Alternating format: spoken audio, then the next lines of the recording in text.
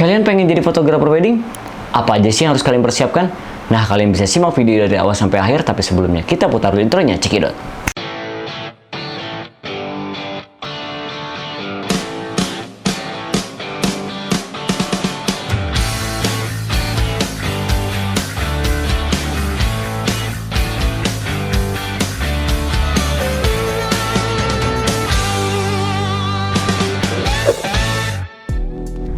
Assalamualaikum warahmatullahi wabarakatuh. Baik lagi di Farology Channel. Oke teman-teman, di video kali ini gue mau sharing-sharing ke teman-teman yang mungkin teman-teman di sini ada yang mau menjadi fotografer wedding. Nah, apa aja sih peralatannya yang harus kalian persiapkan ketika kalian ingin menjadi fotografer wedding? Nah, yang pertama itu kamera ya teman-teman. Nah, di zaman sekarang itu kan kamera banyak banget ya teman-teman. Mungkin ada yang bertanya juga, bagusnya tuh mirrorless apakah DSLR? Nah, jadi setiap kamera itu ya, dua kamera tipe itu tuh berbeda ya teman-teman. Kalau misalnya DSLR itu kan kita ada mirrornya ya, yang jepretnya itu ya, apa yang shutternya itu, dan kalau mirrorless itu tidak. Jadi ketika kalian melihat viewfinder itu kan real banget kalau misalnya dari DSLR, tapi kalau misalnya dia mirrorless itu seperti digital ya istilahnya.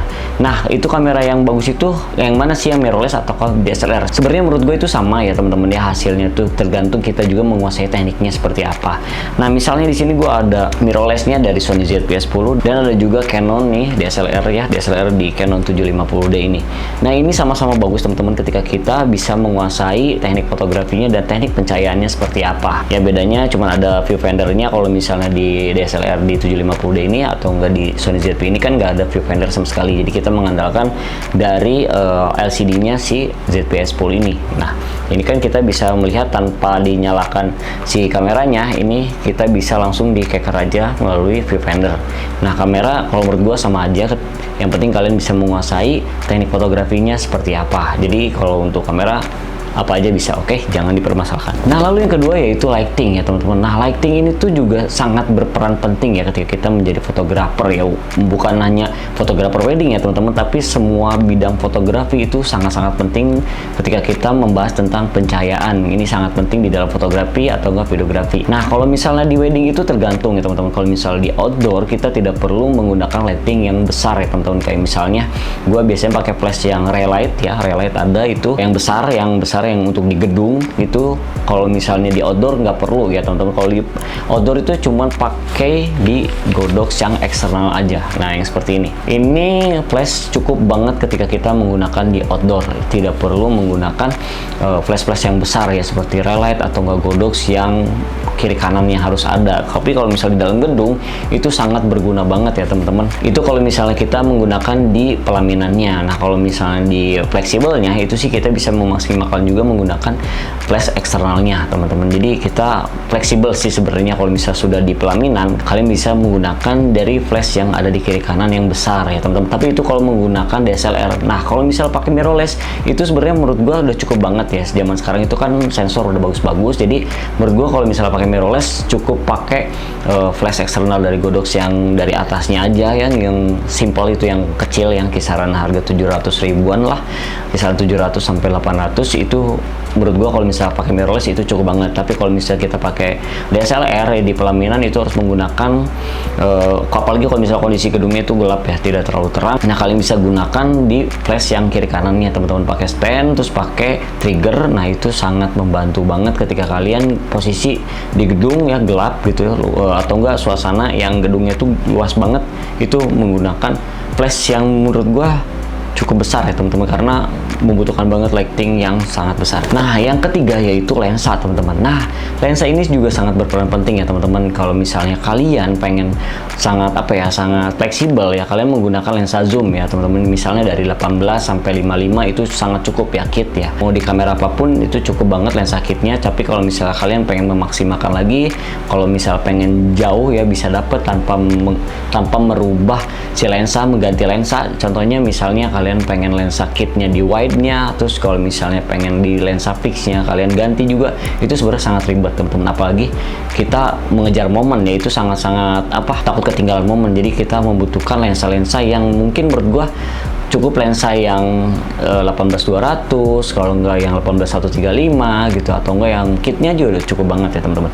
Nah kalau misalnya udah momennya udah beres ya, misalnya momen syakral udah beres, kali misalnya kayak apa, akad nikah, terus kayak upacara adat, nah kalian bisa menggunakan lensa fix ya, itu kalau setelah beres ya, atau nggak mau di pose, nah bagian pose itu bisa menggunakan lensa fix, itu tergantung konsep kalian seperti apa. Nah itu sangat berperan penting banget nih lensa ya. Kadang juga ada yang bertanya juga nih, aduh gue pakai lensa apa nih ya cocoknya kalau misal di wedding itu. Nah kalau menurut gue, kalau wedding itu kan mengejar momen ya teman-teman. Nah kalau kita mengejar momen, otomatis kita tidak bisa cepat-cepat ganti lensa, kecuali kalian bisa menggunakan dua kamera. Nah dua kamera itu dengan lensa yang berbeda, misalnya satu lensa yang fix yang zoom dan satu lensa fix yang wide-nya dengan bukaan f terbesar, jadi bisa dapetin bokeh-bokeh juga, jadi si fotonya juga bagus dan ya menarik juga sih ya, itu mempercantik juga sih footage kalian, foto kalian. Lalu yang keempat nih teman-teman, nah yang keempat itu adalah tripod. Sebenarnya tripod ini tuh fleksibel ya teman-teman, antara bisa dipakai atau enggak. Biasanya kalau misalnya dipakai juga itu untuk di pelaminannya, jadi kalau misalnya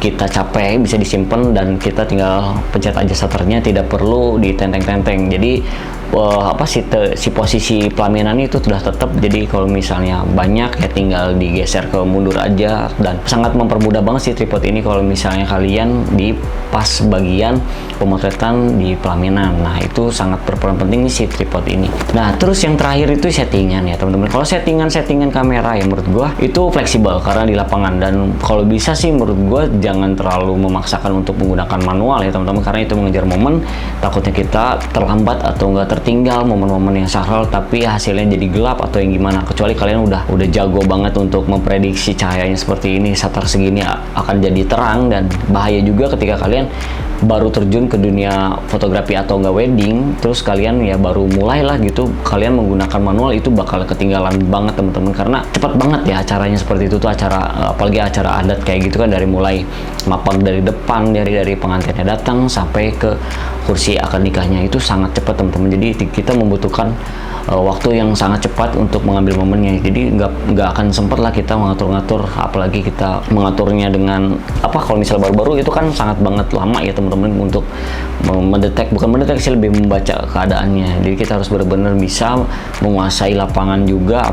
Nah kalau misalnya kalian menjadi fotografer dua ya masih mungkin kekejar ya teman-teman. Misalnya kalian menjadi fotografer beauty shoot yang menggunakan lensa fix ya, jadi lensa-lensa yang zoom ya, itu untuk mendapatkan momen-momen yang misalnya beauty shootnya, nah itu menurut gua pakai manual itu udah bisa banget ya. Kalau misalnya untuk mengejar momen banget ketika apa si acaranya berjalan sih, menurut gua lebih baik kita menggunakan auto aja, yang penting terang. Nah dan kalian juga harus menggunakan, kalau menurut gua itu lebih baik menggunakan RAW ya teman-teman, jangan sampai kalian menggunakan JPEG. Nah kalau misalnya RAW itu kan enak ya, ketika kita terlalu terang kita nanti di editing kita bisa dia turunin, diturunin itu masih ketolong detailnya. Kalau misalnya kita pakai JPEG itu, kalau misalnya terlalu terang kita turunin, itu nggak akan selamat ya detailnya teman-teman, bakalan jadi rusak juga si fotonya, jadi kurang ya, sayang aja gitu, nanti klien malah kabur. Nah itu ya tips-tipsnya dari gua dan pengalaman gua juga dari dulu menggarap wedding.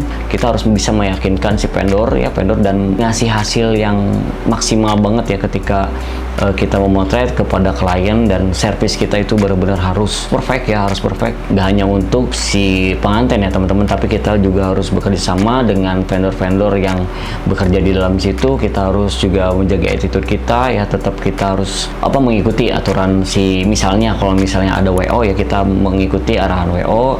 Nah itu kita bisa lebih enak sih kalau misalnya kita ada WO, apalagi ada yang menata gaya si pengantinnya, itu sangat memudahkan kita banget seorang fotografer wedding ya, mempermudah banget ketika ada WO, itu sangat-sangat menolong banget. Nah terus kalau misalnya kalian terjun ke dunia wedding ya, kalau bisa kalian jangan sampai ngambil itu sendirian ya teman-teman. Kalau bisa ada backupnya. Misalnya kalau gue turun tuh biasanya minimal fotografer berdua dan videografer berdua, jadi ketika momennya syahral itu ada backupan ya, takutnya kita akan kelewat juga kan, itu sangat tidak bisa diulang ya teman-teman. Namanya momen pernikahan itu berjalan dengan cepat ya, nggak kerasa banget itu kalau misalnya kita tidak peka banget dalam sekitar di situ, kita bakal ketinggalan. Jadi kalau menurut gua, atau enggak kalau misalnya kalian udah profesional ya mungkin bisa ya sendiri, tapi kalau gua sendiri sih nggak mau ngambil, kalau misalnya dapat job gitu ya kita harus turun memaksakan untuk sendiri.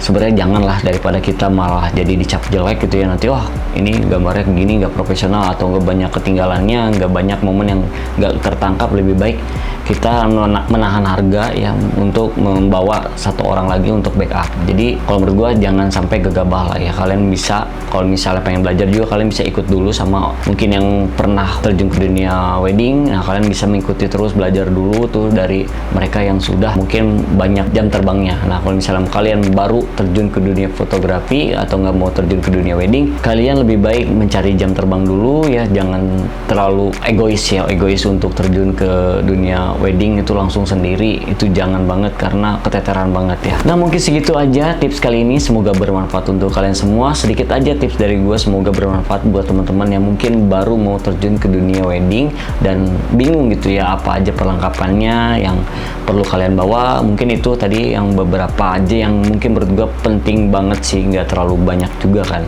apalagi sekarang kamera udah canggih-canggih, jadi nggak perlu bawa lighting banyak menurut gue.